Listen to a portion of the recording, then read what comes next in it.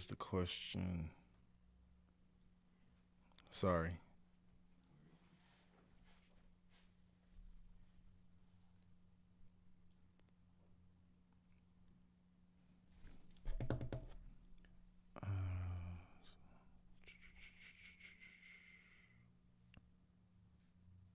Okay, we're gonna take a stab. Nyla, Navi, you guys okay? Did you hear episode one? What did you think about it? Really? Thanks, guys. Do you have a target total time you're looking to hit where we can keep an eye on it for you and give you like 2 minutes or something, anything like that? Nah, like the next two episodes are actually probably shorter than that one. Okay. So time wise, I Yeah. think I'm okay. Go with what's natural. Okay. Makes sense. All right, we're gonna run it that way then. Okay. Pull my notes back up.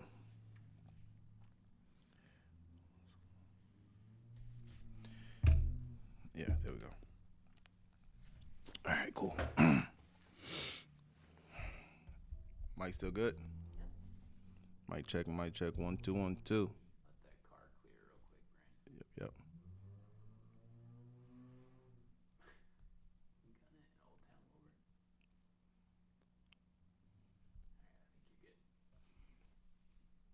Old Town Mover. Alright, I think you're good. Yeah. What's up, good people? You are now listening to Brandon D's Where the Hoes At podcast, a show for leaders, losers, and late bloomers, and especially for the hoes. Humans overcoming struggles every day, and I'm your host, Brandon D. Yo,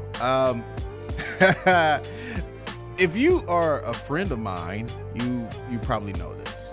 I was on a major podcast recently called the Social Proof Podcast, and I was on a segment called the Hot Seat.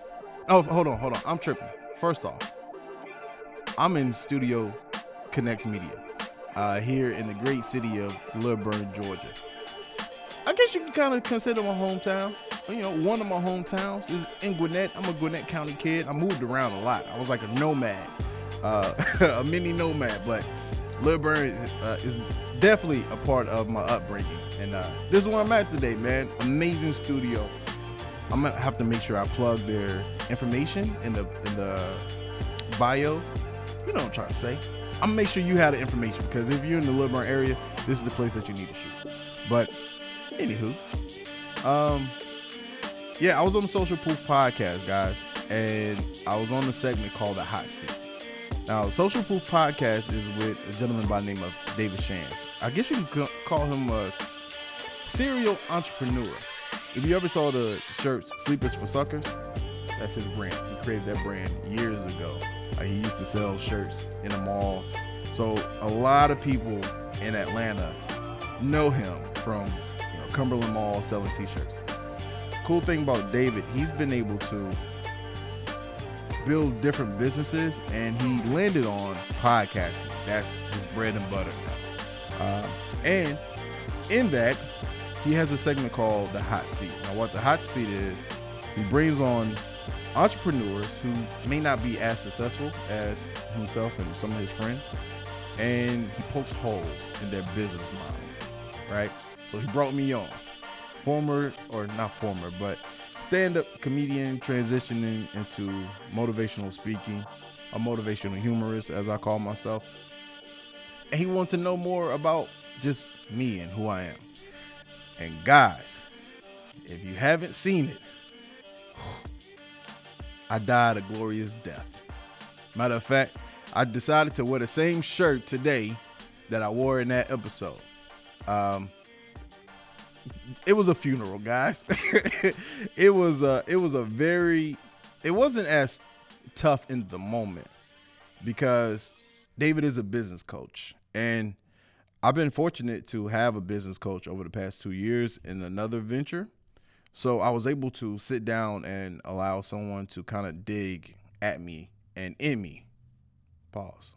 But I was able to take on the coaching and hear a different perspective, something that challenged me, right? Because coaches are there to find your blind spots, point those leaks out, plug holes. That's what coaches do. So I left myself fully open. I was vulnerable, and he did what he does best. He poked holes, and honestly, it wasn't that bad of a podcast. It was actually quite fun. Honestly, I try to make it funny, but it got to a point where I realized, okay, this is not going to be a funny podcast. This is you sit down and you learn a little bit about yourself. Now, before I get to the meat of the podcast, let's talk about the comments. David, the way that he chops his clips, especially for the hot seat, it leaves the person who's in the hot seat looking right. You look really suspect. And people were murdering me in the comments. I'm talking about killing me. And honestly, if I hadn't had the self-development that I've had over the past 2-3 years, it probably would have took me out of there, man. But yeah, I wasn't too much tripping on the comments. Some things that people were saying were, I guess you could say, hurtful, but ultimately I got love and I got some hate. There was two comedians though. Two comedians made some comments. One guy said, "Yo, this dude is just trash." I replied, "Facts," and I took a screenshot because in my heart, I said, "I'm gonna see you later," right? So I'm gonna see that guy eventually, and I'm gonna point it out to him, and hopefully I'm a millionaire by then. And he's not. Okay, that's just a hating moment. Sorry. But yeah, the comments were insane. It was a lot of people who learned from my episode. And I felt like that was actually, the good